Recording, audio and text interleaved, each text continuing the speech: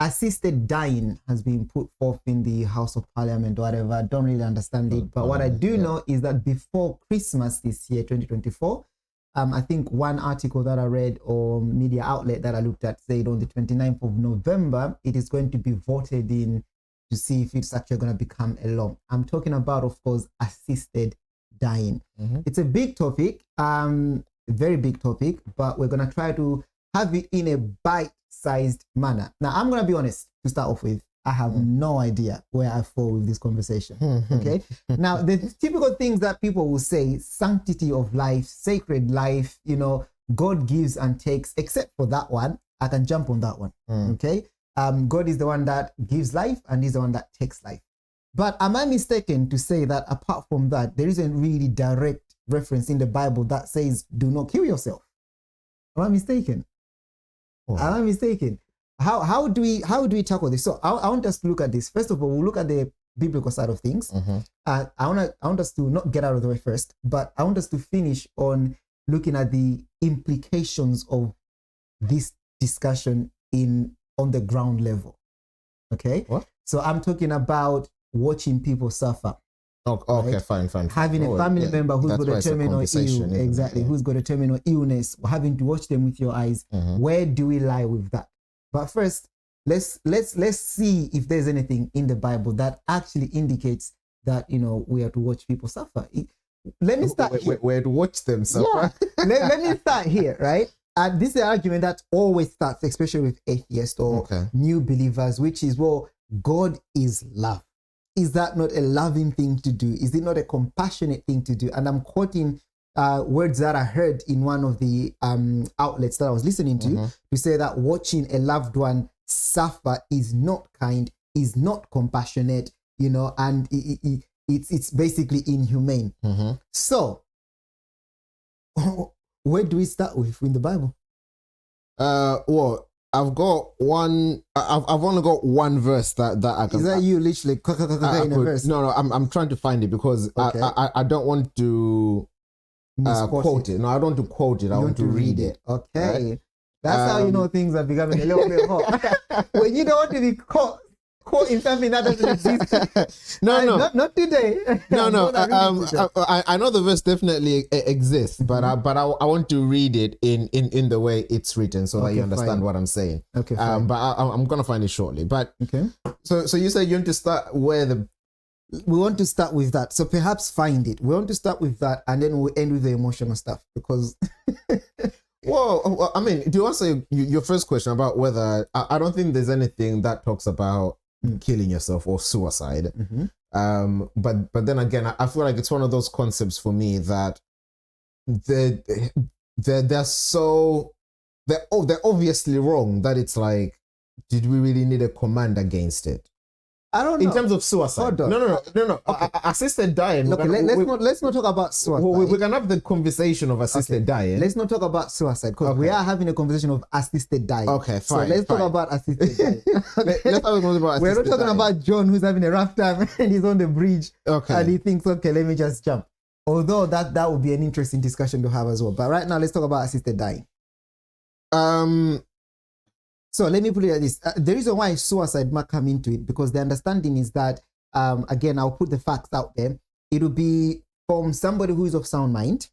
So that's the patient themselves that are sick. They are the one who are opting for this thing, so that I want this. Right, okay. So it'll be someone with a sound mind, and they have to have a terminally ill with life expectancy of 6 or less months. Okay. It has to be signed off by 2 doctors. And then it will go to a judge of some form, and then, you know, bam, okay, you can go die. So one can argue it is a form of suicide. What I don't know about, what I might need to read up more about, basically, maybe I should have done before I came here. Sorry, guys, is if it's somebody who is not able to give that consent, because I think maybe those are the blurry lines now, where someone is, let's say, bedbound, they can't talk, they're obviously suffering. I'm going to make a best interest decision and decide we're going to have to off this person because clearly they're suffering. Well, I mean, I guess if someone has power of attorney, then they could also decide that. Because if someone is ever in that position, the people that have power of attorney are literally there to make those kind of decisions. So, but to be honest with you, when I heard the conversation on the news and everything else, I was like you. I wasn't sure where I fall on the topic, because from the argument of watching someone suffer, I mean, they're gonna die anyway. So maybe just fasten the clock then. No, not fasten the clock. No, but you're saving them from suffering, because the rationale is they're going to die anyway. They either spend 3 days in agonizing pain and then die, or they die now. Or they die now. And obviously, that's the decision that God should be making. That's my ultimate point, and I'm gonna come on to that and make that point at the end, because I'll make it now. I thought about it and I understand the emotional arguments. I do get it. I mean, I have a wife who suffers from migraines, and it is the worst thing seeing someone in pain and you can't do anything about it, because this is like, I can give you tablets, I can give you a hot water bottle, but it gets to a point, you feeling that it's you going through. It gets to a point where you can just watch, and it is terrible. So I get it from that perspective. But then, in a society that believes in God, in a society that understands that God is the author of life, in a society that has 100% faith in God, we would have no choice but to step back and say, praise be to God. It's in God's hands. Obviously, we have doctors, and doctors are not anti-God. Medicine is not anti-God. So obviously we'll have doctors and whatnot. We'll try to make them comfortable. Okay, so let me try to do this there then, right? So that's a good point you've made there. So we are able to use medical interventions to lessen the pain that God has decided to allow this particular person to suffer. If you want to put it like that. Yes. No. I want you to agree. Is that what we're saying? Not if I want to put it like that. If you're going to say that, how would you put it? Because I'm suffering pain, right? Now, God is allowing me to suffer that pain. We spoke about Job in one of our YouTube videos. Yeah. Job is going through it, and we know God is the one that said, go, do what you must, but don't touch his life. Now, modern technology has allowed us to lessen that pain. No, it's not modern technology. Medicine has always been from the beginning. Extract that from the record.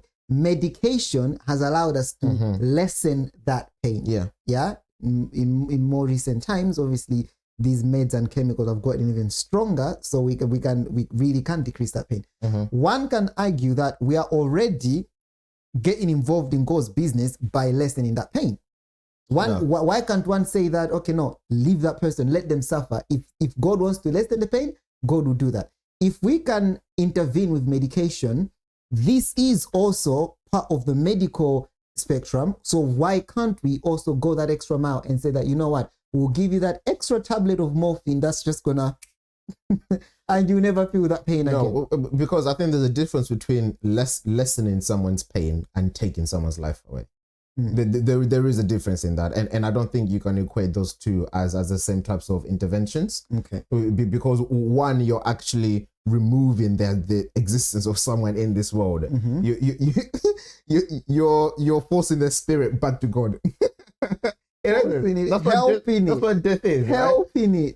Whereas with pain. So okay, so let me read the verse that I wanted to read. Right, because I found it. I knew it was in Proverbs, and like I said, I was gonna quote it, but I was like, let me just read it. So it's Proverbs 31, verse 6, and it's a concept I'm after here. So I'm gonna read it, but then I'll explain why I thought about it. Okay. So it says, "Give strong drink to the one who is perishing, and wine to those in bitter distress. Let them drink and forget their poverty, and remember their misery no more." Right. So you see why I'm smiling. What? Next time you see me at the bar drowning my sorrows. No. See, no, because that's what I thought the verse meant as well. Okay, but then I don't know if I was listening to someone speak or I read another version, but I came to understood that it's talking about people who are in bitter distress, as in terminally ill, or who are suffering. So it's saying, give strong drink to those in bitter distress, give wine to those who are suffering, let them forget their suffering. So in essence, saying, the argument is, give them painkillers so that they don't feel their pain. That's one understanding. I'm sure our listeners will weigh in on that. And I understand. I appreciate it's one understanding, right? I do appreciate that. I'm gonna have to hold my thoughts on that one until I look into it. But the understanding is that in essence the verse is saying that because remember, Proverbs is always talking about strong drink. It's not saying strong drink is wrong, but it's always saying, be careful, my child. Be careful, my child. It's a snare, it's a snare, blah, blah, blah. So this is one passage. So this is one passage that's saying strong drink is reserved for those that are suffering, those that have something to, painkillers, in essence, a dampener, right? So I want to take that concept and apply it to in the situation where someone is in pain and is in suffering. Okay. Right? Having thought about it, and I'm absolutely open to discussions, and please guys do comment because I want to hear what people think about this. I would say ultimately, having thought about it, I would be against it. Okay. For two reasons. The first reason is that, like I said, in a society that believes in God, we should believe that God gives and takes life. So we had to put our hands off. What we can do is try to make the person as comfortable as possible. We can try to intervene in terms of medication and stuff like that. And I've got one suggestion as to what can help. I'll tell you later at the end of the conversation. But we can try to intervene and give them medicine and try to make them comfortable. But I don't think as man we should get to a point where we can say, okay, you know what? You're suffering too much. You should let's do, because that's what we're doing. But the thing is, in a world that has removed God as the authority, of course, we are now taking it upon ourselves. We're now starting to have those God conversations, like God complex, I call it. When is it right to take someone's life, and when is it right to to give them life? We're messing with embryos now, trying to do genetic mutation. Why? Because we no longer recognize God as the authority of our society. Therefore, we're trying to take the position of God. And this is just one of those things. It's murky because it's crowded with emotions, compassion, feelings, and love. But once you take a step back, that's what's happening. It's just society trying to play God. So that's the first reason. The second reason, I've already said two reasons. Yeah. No, you said one. Okay, fine. Yeah. No, but I mean, that's the reason that helped me get to my decision. So that I get it, and I know how tough it must be, because even just a migraine, my heart is breaking. I get it. And if I was in that situation, would I maybe think different? I don't know. I don't know. But it's one of those things where we have to think with our brains, not with our hearts. Well, it's a tough one, but I have to say, I do agree. I do somewhat agree. I do agree. I think I agree. I think for me, like I said, I wanted us to finish off on the practical aspect of it, where you're watching somebody die, where you're looking at them in pain and they're loved ones, so you are involved emotionally as well. You're connected. No, it would be very tough. It's not the easiest thing. But I think what has nailed it for me is to say that, well, you've got to decide first, who do you serve? So I think that it always lies there. It always starts and finishes there. So, I mean, not to influence anybody's decision on the matter, but I am categorically saying that if you're a Christian, that is something that you are going to have to consider before you have an opinion, left or right. Last words to you. I think a good solution to the whole pain and suffering thing would be to legalize marijuana. And there you have it, everybody. No, because if we're talking about seeing someone in pain, someone who's suffering from takes pain, that all away. It's medically proven to be a very effective painkiller. Very effective painkiller in terms of... Maybe that's where we're going. It's... I mean, I'm pretty sure it will be in the next couple of years anyway. But I mean, in terms of medically speaking, I mean, I'm sure maybe there's other chemically created medicine that's stronger. I don't know. But all I'm saying is, 100% if someone is in pain, the human thing is try to lessen that pain. And just taking someone's life away. If paracetamol hasn't worked, if ibuprofen doesn't work, cocodamol hasn't worked, try some THC. or try some marijuana. Who knows? It could work. I don't know. I've never needed it medically, so I can't testify. So we'll see.